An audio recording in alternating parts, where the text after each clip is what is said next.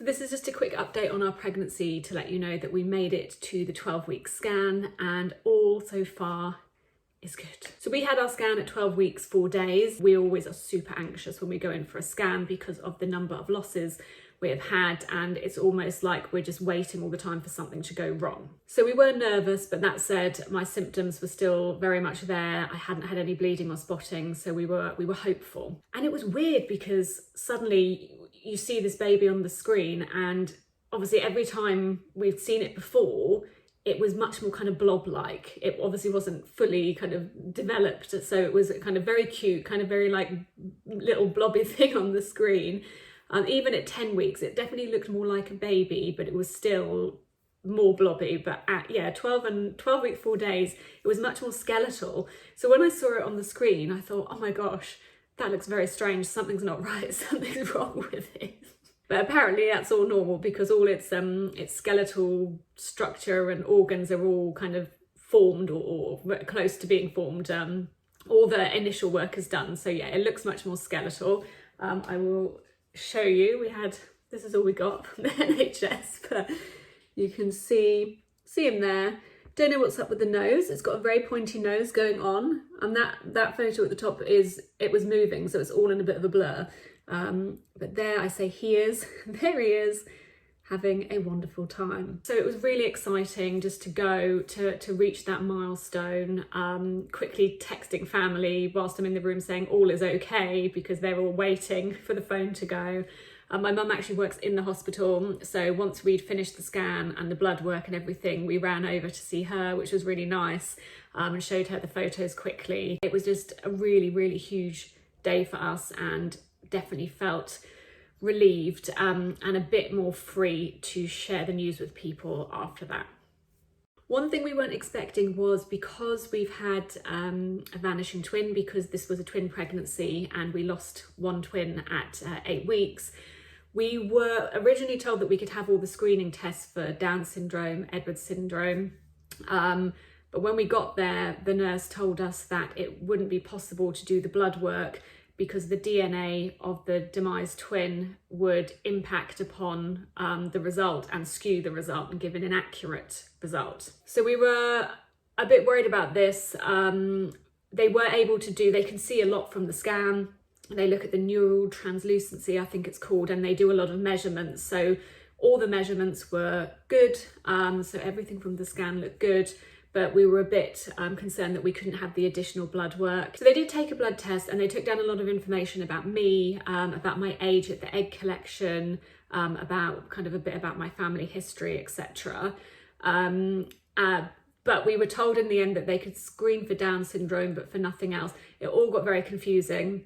But long story short, they then rang us a few days later and said they'd been able to screen for everything and it had come back as what they call low chance. That's the best we could do. I mean, in a way, I think we were relieved because we have fought so hard for this pregnancy and for this baby.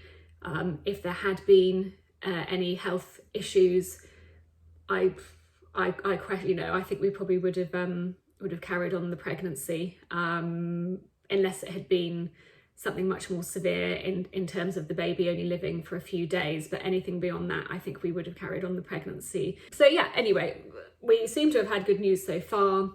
We're very lucky and fortunate, and that's kind of it for now. So I'm actually going to be 14 weeks tomorrow, and I might look more composed.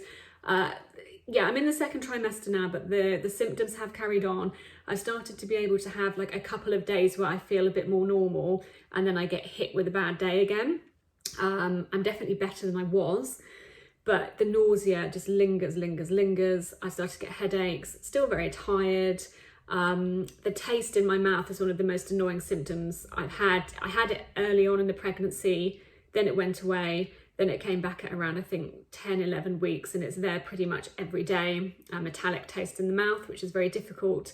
So I'm just gearing myself up and hoping that as the days and weeks progress, I can just try and enjoy the second trimester. We have booked a scan, private scan for 16 weeks, so a couple of weeks' time, to find out, they say the gender. It's not the gender, it's the sex of the baby. We learn gender. We're born with a sex, we're not born with a gender. We're not those type of people, as you will probably guess, because we're a same-sex couple. We don't care what the sex of the baby is. We just want to know, just because we're curious, and because I think it will help us visualize going forward, oh, we're having a daughter, oh, we're having a son, and it's something we've never been able to find out from our previous pregnancies. So it would just be nice to have that information and celebrate either way. It would be really exciting. So I have a bit of a bump, but I tend to wear kind of baggy clothes, so no one would know if I walked past them on the street. I can show you what I have. So obviously if I walk past you, you're not going to have a clue. I have had to buy maternity jeggings now because my other ones were too tight. So there you go. You can't, again, really see it from the front. You wouldn't really know.